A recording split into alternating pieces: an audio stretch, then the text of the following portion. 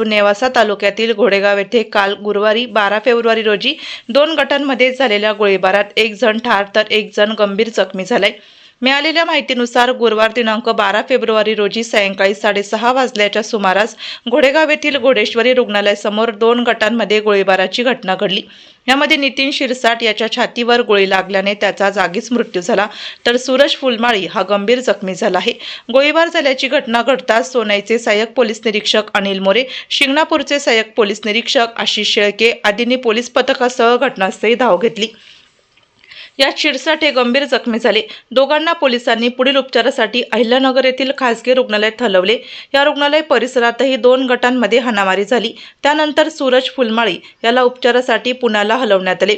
घोडेगाव येथे घटनास्थळी शेगावचे उपविभागीय पोलीस अधिकारी नीरज राजगुरू यांनी भेट दिली. घोडेगावात मोठा पोलीस बंदोबस्त ठेवण्यात आला आहे.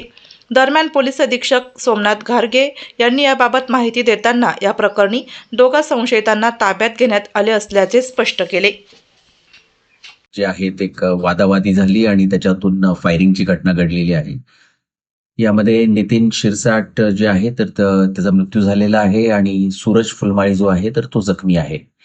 यामध्ये आणखी 2 संशय जे आहेत की जे त्यावेळी म्हणजे ज्यांच्याबद्दल सस्पेक्टेड आहे तर त्यांना ताब्यात घेण्यात आलेला आहे आणि पुढील तपास करत आहोत. सर, कशावरून हा राडा घडला, काही प्राथमिक माहिती? नाही, प्राथमिक माहिती म्हणजे कुठलं कारण समजून येत नाही, परंतु त्यांचे आपसातले जे काही जुने वाद आहेत तर त्यांच्यातून झालेला आहे तशी प्राथमिक माहिती आहे.